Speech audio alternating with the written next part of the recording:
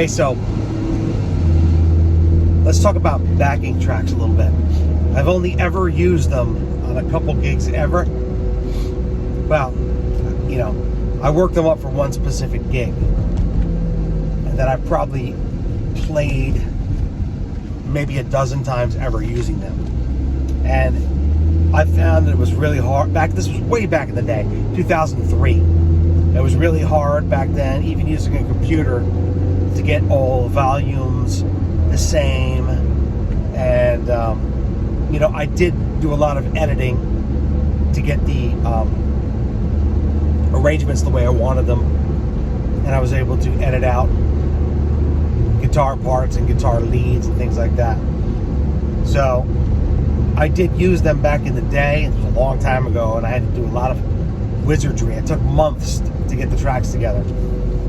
But what I found with tracks is, we're not even going to get into the fact that on my current gig, it's been explicitly stated to me that they don't want me to use tracks and I don't need them. There are other people who play there that do use the tracks. But it's high praise when they tell you, you sound so good, you're able to do things in such a way without the tracks that you don't need them. It won't enhance your show, which I think is cool. For my own benefit, though, I want to get my electric guitar out and fucking blaze, man. I want to play. You know, I've been wanting to be in a jam band forever that has a lot of, you know, that has a lot of improvisations and doesn't have the same exact arrangement every time. And I think I found a way to actually do a backing track type of thing, but also with the flexibility to be able to change arrangements up and extend sections, skip around sections of the songs, play solos over verses instead of solo sections. You know, I think I found a way to do it, and of course it would take a bit to work it up. But I think I've figured out the most jam band-esque way and the most flexible way, because for me, being stuck in the same arrangement all the time is just too. That's why I quit my Journey tribute band. It was too constrictive. It was too regimented of a, you know, it's just not what I want to do now. I want to be flexible to take the music where I feel it. You know, if I feel it, like I want to extend the section, or I want to take the section to a different part, or a lead to a different section of the song, then I want to be able to do that. And I figured out a way that I could do it. Now, my buddy Mark and I worked up our own backing tracks through various means. Some of them we found original multi-track kind of released sessions, and some of them we recorded them ourselves. And we you know, this is over about the last 10 years or so. We worked up a lot, a couple hundred of them in various states of being done.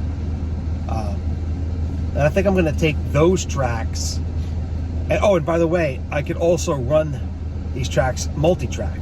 You can use Ableton Live. You can use a lot of different programs to run the multi-track. I don't think that's how I would do it. I think I would pre-prepare the tracks. And I would only use sparse tracks for me. Because when I see anybody playing, when there's whole orchestras and, you know, huge bands, you know, Bohemian Rhapsody background vocals and orchestral parts and keyboards everywhere that are just blatantly and obviously not present on stage, it's cheesy. If you're a guitar player, you get some percussion and bass behind you. And if you want to trigger live harmonies off a harmonizer and things like that, that can work. That's not cheesy. It's understood by the crowd and other people that you have basically a rhythm section, tracks behind you, but you're playing everything else live and you're singing it, and even the harmonies are triggered by your playing your chords and your singing. I think that's cool. That's acceptable. It's not cheesy. For the most part, and believe me, I've talked to a lot of people over years, and most people think that majority of people, at least people that come to see me, think that tracks are cheesy. At least 70 or 80% of people think tracks are cheesy. Now, not cheesy when they're singing karaoke to the tracks, but when they go out and see a musician live, this is why, they want to see the musician playing and singing. For the most part, people playing with tracks are actually playing and singing. They just have an enhancement behind them. But people don't realize that. And sometimes people think that they're singing and the playing is on tape. And there are shitbags out there who make other musicians look bad by pretending to play.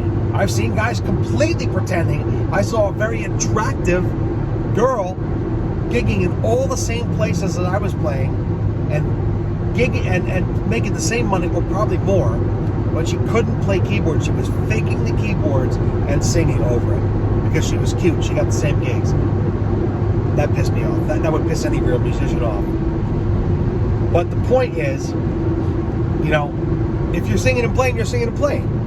But I think the less enhancement behind you, the more legitimate. So that's kind of what I would go for. But like I said, if I want to skip or do an intro twice, or do like a lead thing that I came up with over a different part, or just whatever, just loop a section. If I want to loop a section, I want to have the flexibility to loop separate sections of the songs. So I'm not going to reveal exactly how I'm going to do it because no one else has done it like this in the world. And I don't want some fucking shitbag asshole out there to steal my idea. But when I do work it up, and I'm going to work it up this year, I'll take you through a step-by-step process on how I did it. And it's going to be pretty fucking amazing, pretty groundbreaking. Because it's going to have all the flexibility of a looping act, basically a virtual jam band behind me, and a looping act. And the ability to trigger live harmonies behind me with a harmonizer and things like that. That is a track act that I could play. It would probably be before different gigs than the resort gigs that I'm playing now. I probably wouldn't do it at these gigs. They already know me for my acoustic thing. But I think it would be fun. It would definitely be, as a musician or as any artist or any performance person, I probably speak for all of you. We like to shake things up. We like to evolve. We like to we have to be feeling it as well. And being able to do something different and shaking things up can really breathe life in, even if it's the same tunes. Well, for me, it would be different tunes. I'd be able to bust out old Van Halen and just different stuff that I, don't play acoustic. And some stuff that you do play acoustic, but it'll come out as a completely different vibe. So this is something I've been kind of thinking about how to do, investigating, putting together the idea for testing for a long time. And so I think I'm going to move to the next stage of it, which start getting my tracks together and start mixing the multi-tracks down I just have to have the sections how I want them. Like I said, I'm not going to tell you exactly how I'm going to do it now, but I will say that as long as your songs are broken up into sections, then you should be able to place them wherever you want.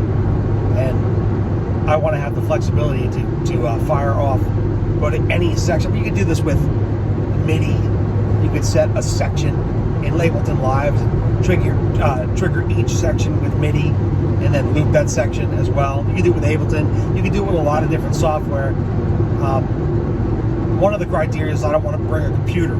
So I don't want to use a computer on stage either. So this has to be able to be done on a tablet. Probably a tablet because I want to be able to see a little bit more than on a phone. The redundancy would be the phone as well. And somebody that I spoke to, Tim, Tim, clued me into basically karaoke version, which I would never use those tracks because I know what those tracks sound like.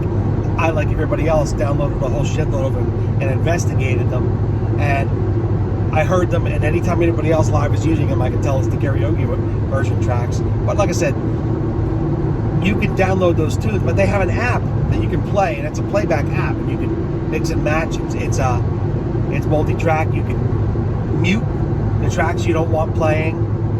It's good for practice, and I think it looks to me, I haven't really delved into it because I'm not going to use it, like you could use it live if you're just playing a straight tracks act as well.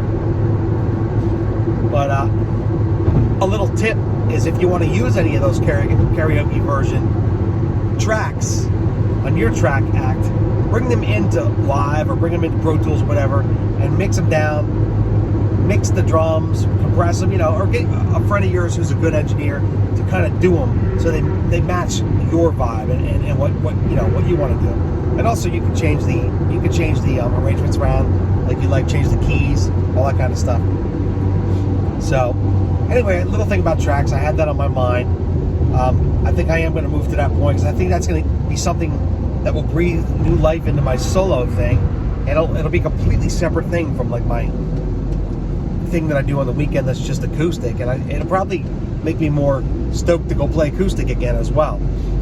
And I mean, I like to be able to rip leads and do jammy things and change up songs on the fly and loop things and stuff. So I think that's where I'm going to go eventually, and I think it's going to be fun. I'll never stop playing solo acoustic, but I think it'll be a fun thing, and I've never seen anyone do it the way I have tested out now and proven it can be done, and I would do it. So stay tuned. If you guys have any ideas or comments about a track act, and just let me know what you guys think, because I'm eager to hear what you guys think about it. All right, talk to you soon. Bye.